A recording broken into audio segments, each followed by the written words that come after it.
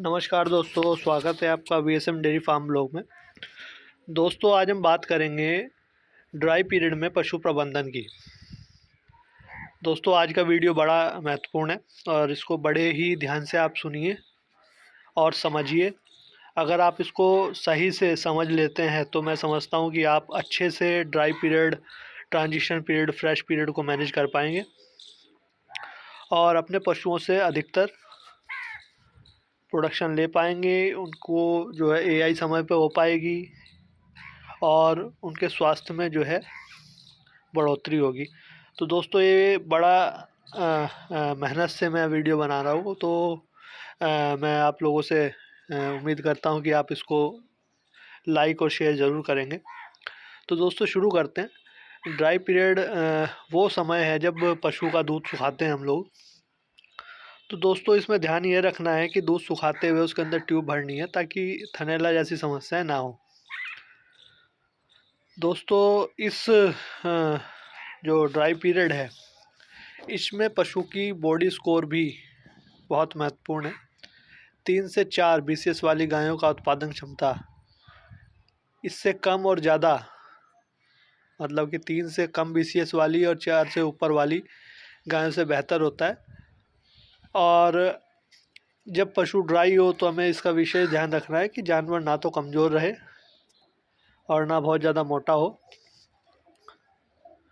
दोस्तों, पशु का स्वास्थ्य व रोग प्रतिरोधक क्षमता उनके सही आहार प्रबंधन पे निर्भर करती है। विशेष तौर पर दुधारू पशुओं में ब्याने के समय हमें पोषण पे ध्यान देने की बहुत ज़रूरत है। दोस्तों, पशुओं के ब्याने से 3 सप्ताह पहले और 3 सप्ताह बाद का जो समय है वो स्वास्थ्य की दृष्टि से बड़ा महत्वपूर्ण है।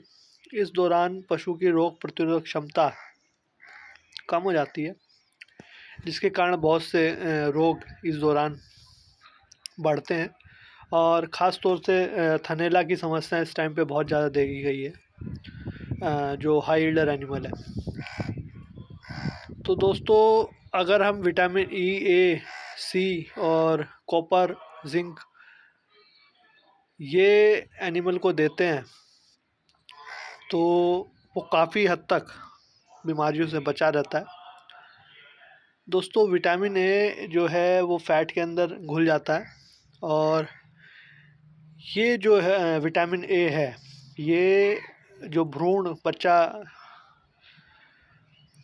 मादा के पेट में पल रहा है उसकी ग्रोथ में बहुत ज़्यादा हेल्प करता है। और जो गाय हैं या भैंस है, उसके जो टिश्यू की डैमेज हुए हैं उसकी रिकवरी का काम ये करता है।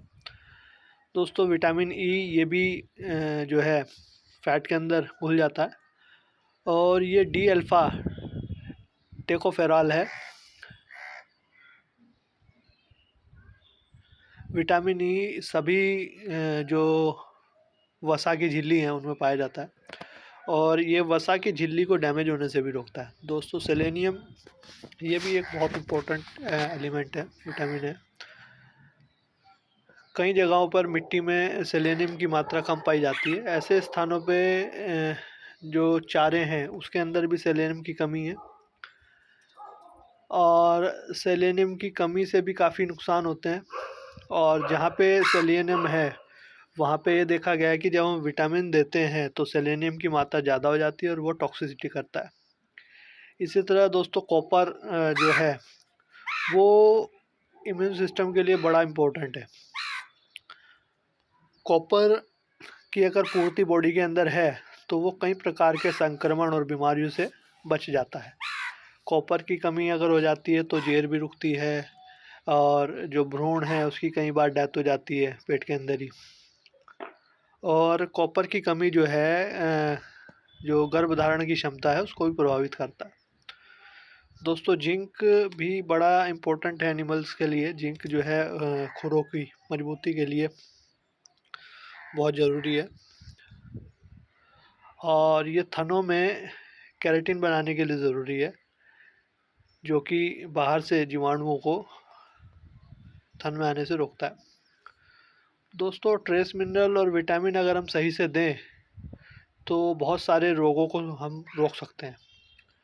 जैसे कि मैंने बताया कि थनैला रोग हो जाता है, तो थनैला में संक्रमण हो जाता है, अडर के अंदर सूजन आ जाती है और ये अडर को पूरी तरह से नष्ट कर देता है। कई केसों में ऐसा देखा गया कि थन में दूध ही नहीं होता। इसका सबसे बड़ा तो कारण वही है कि ब्याने से पहले जो एनिमल्स के अंदर कमी हो जाती है तत्वों की और इम्यूनिटी की। दोस्तों, अगर हम विटामिन और मिनरल की सही डोज एनिमल्स को दें तो 30-40 परसेंट तक जो है थनैला में कमी आ जाती है। ब्याने के समय रक्त प्लाज्मा में विटामिन ई की मात्रा लगभग 3 माइक्रोग्राम अगर हो तो उसको थनैला होने की संभावनाएं कम हो जाती हैं। ऐसे ही जिंक और कॉपर की मात्रा भी अगर सही अनुपात में है, जैसे कि जिंक जो है 0.9 से 1 के बीच में और कॉपर 0.6 से 0.7 ppm अगर हो तो इससे जो है जो जेर रुक जाती है उसकी में भी कमी देखी गई है, मेटाइटिस में भी कमी देखी है। तो दोस्तों, विटामिन जो है एनिमल को ट्रेस मिनरल जिसमें कैल्शियम और फास्फोरस नहीं होता, ये एनिमल को आखिरी ट्रांजिशन पीरियड में देना चाहिए। दोस्तों, ट्रेस मिनरल ब्याने के बाद भी अगर हम देते रहेंगे तो समय से पशु गर्भधारण करता है। दोस्तों, ट्रांजिशन पीरियड के बारे में बात कर लेते हैं। दोस्तों, जब एनिमल उत्पादन कर रहा है तो उसको मेंटेनेंस राशन भी दे रहे हैं हम और प्रोडक्शन के लिए भी दे रहे हैं। और पशु गाभिन है तो उसके भ्रूण के विकास के लिए अलग से राशन दिया जाता है, लेकिन हमने देखा है कि ड्राई पीरियड में लोग राशन नहीं देते। तो दोस्तों, अगर ऐसा होता है तो उससे जो है स्वास्थ्य पे बड़ा ही नेगेटिव इफ़ेक्ट पड़ता है। तो इस चीज़ का विशेष ध्यान रखें। और अगर ड्राई पीरियड सही से हम उसमें आहार नहीं दे रहे तो ये ट्रांजिशन पीरियड में एक समस्या का रूप ले लेगा, जिससे पशु को मेटाबॉलिक डिजीज़ होने का खतरा बना रहेगा। अधिक उत्पादन वाले जो जानवर हैं वो बच्चा देने के बाद शारीरिक आवश्यकताओं को पूर्ति करने में असमर्थ हो जाते हैं। दोस्तों, इस समय उत्पादन से संबंधित बीमारियां होने की संभावनाएं भी बढ़ जाती हैं। दोस्तों, हमने जेनेटिक सिलेक्शन के द्वारा एनिमल की बहुत ज़्यादा दूध उत्पादन क्षमता बढ़ा ली है, लेकिन जितनी ज़्यादा दूध बढ़ रहा है उनका, उतनी ही ज़्यादा उसमें मेटाबॉलिक डिजीज़ और अन्य बीमारियां भी बढ़ रही हैं। जैसा कि मैंने ऊपर बताया कि ब्याने से 3 सप्ताह पहले और 3 सप्ताह बाद का जो टाइम है वो बहुत ज़्यादा इम्पोर्टेंट है। इसी समय में जो है बच्चे की बढ़वार बहुत तेज़ी से होगी और यहाँ पर हमें नेगेटिव एनर्जी को बैलेंस करना है। अगर यहाँ पर ऐसा नहीं हो पाता, एनिमल डिकैड नहीं हो पाता, तो ब्याने के बाद नेगेटिव ऊर्जा में जाएगा। नेगेटिव ऊर्जा संतुलन पशुओं में विभिन्न मेटाबॉलिक बीमारियों होने की संभावना बढ़ा देता है और पशु कीटोसिस जैसी बीमारी में जाता है। नेगेटिव एनर्जी में जाने के बाद पशु का जो प्रोडक्शन है वो भी कम हो जाता है और पशु अपनी बॉडी के अंदर जो चर्बी है उसको बहुत तेज़ी से ख़त्म करने लगता है।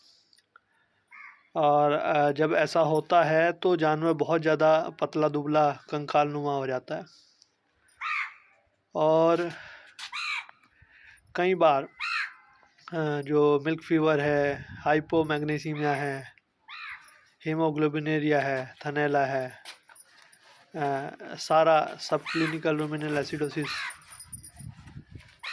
ये समस्या आ जाती है। एबोमेसम विस्थापन जो होता है वो आ जाती है। जेर रुकता है। तो कई प्रकार की जो बीमारियां हैं वो उनकी संभावनाएं बढ़ जाती हैं। इसलिए ब्याने से 3 सप्ताह पहले और 3 सप्ताह बाद जो एनिमल का ट्रांजिशन पीरियड है उसको अच्छे से उसका प्रबंधन करना बहुत ज़रूरी है। इस अवधि में पशुओं के आहार में थोड़ा सा बदलाव करके उन्हें काफ़ी बीमारियों से बचाया जा सकता है। दोस्तों, इन बीमारियों से बचने के लिए अगर हम ब्याने से 20-22 दिन पहले 50-60 ग्राम नौसादर जो होता है वो खिलाएं तो इससे जो है एनिमल के जो ब्लड का पीएच है वो थोड़ा सा एसिडिक हो जाता है, जिससे पैराथर्मोन हार्मोन जो होता है वो हड्डियों से कैल्शियम निकालने लगता है। और ब्याने के बाद जो खीस एनिमल में बनता है कोलेस्ट्रम, उसमें कैल्शियम ज़्यादा तेज़ी से हड्डियों से निकलता है और जो खून में उसके कैल्शियम की कमी है उसको जानवर पूरा करने में सक्षम होता है। और दोस्तों, डीकैट करने से जानवर जो है नेगेटिव एनर्जी में भी नहीं जाता है। तो नेगेटिव एनर्जी में नहीं जाएगा तो जेर रुकना और जो प्रोलैप्स वगैरह है ये समस्याएं भी नहीं आती। दोस्तों, ब्याने के बाद जो बीमारियां हैं उनसे भी एनिमल बहुत अच्छे तरीके से सर्वाइव कर जाता है। दोस्तों, ब्याने से पहले एनिमल को ट्रांजिशन पीरियड में 25-50 ग्राम के करीब ट्रेस मिनरल खिलाना है। इसका फॉर्मूलेशन मैंने अपने लास्ट वीडियो में दिया है, अगर आपने नहीं देखी है तो उसको दे सकते हैं। दोस्तों, ये तो एक चीज़ हो गई। इसके बाद जो है जब पशु बच्चा देता है तो उस टाइम पे उसको एनर्जी की नीड हो जाती है, बहुत ज़्यादा उसको एनर्जी की ज़रूरत है और उसको ऐसा आहार देना है जो कम खाने के बाद भी उसको ज़्यादा एनर्जी मिलती रहे। तो दोस्तों, जैसे गुड़ हो गया, बिनोला हो गया, ग्लिसरॉल हो गया, ये उसको अगर हम देंगे तो उसको अच्छी खासी एनर्जी मिलती रहेगी। दोस्तों, ट्रांजिशन पीरियड में हम जानवर को लगभग 4-5 केजी फीड खिलाने की सिफारिश करते हैं। वो इसलिए ताकि बच्चा देने के बाद उसके शरीर में तत्वों की कमी ना हो, एनर्जी की कमी ना हो और लगभग इतना ही आहार उसको बाद में दिया जा सके। दोस्तों, कई बार पशुपालक क्या करते हैं, वो ड्राई पीरियड में उसका आहार कम कर देते हैं और ब्याने के बाद एकाएक ज़्यादा अनाज खिलाने लगते हैं। उनका मानना होता है कि इस तरीके से जो है उसका दूध बढ़ जाएगा, लेकिन ऐसा करने से जो रूमेन है उसमें एसिडोसिस होने लगता है और इससे जो है जो माइक्रोफ्लोरा है रूमेन के अंदर वो बहुत ज़्यादा प्रभावित होता है और पशु कम खाने लगता है और कम खाएगा तो फिर से वापस नेगेटिव एनर्जी के अंदर चला जाएगा।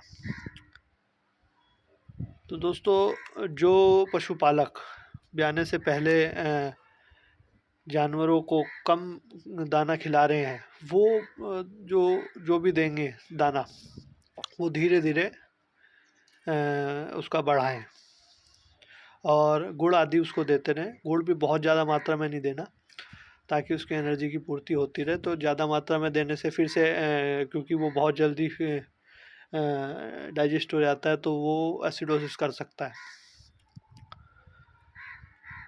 तो दोस्तों, पशु के जो अच्छी हेल्थ के लिए कुछ सावधानियां बरतनी है। एक तो दोस्तों, जो एनिमल है उसको ड्राई ट्रांजिशन पीरियड के अंदर खुला छोड़ना है। खुला छोड़ने से जो है उसकी एक्सरसाइज होती रहेगी और स्ट्रेस फ्री वो रहेगा। दोस्तों, पानी जो है साफ़ सुथरा हो, जैसा कि अभी ठंड का मौसम चल रहा है तो कोशिश करें कि ताज़ा फ्रेश पानी उसको दिया जाए। ठंड से बचाव की पूरी व्यवस्था हो और फार्म में हवा और रोशनी आती रहे जहाँ पे जानवर है। दोस्तों, टीकाकरण समय समय पर करते रहें, और कोई भी समस्या अगर आपको महसूस होती है तुरंत जो है अपने डॉक्टर से सलाह लें। दोस्तों, आज का वीडियो यहीं तक था। उम्मीद करता हूँ आपको काफ़ी चीज़ें समझ में आए, और अगर आपको कुछ चीज़ समझ में नहीं आती तो आप मुझको मैसेज कर सकते हैं। दोस्तों, अगर और किसी विषय पे आपको वीडियो चाहिए तो आप मुझे मैसेज कीजिए, मैं कोशिश करूँगा उस विषय पे वीडियो बनाने की। दोस्तों, अगर वीडियो पसंद आए तो एक बार फिर मैं आपसे उम्मीद करता हूँ कि आप इसको लाइक और शेयर ज़रूर करेंगे। धन्यवाद।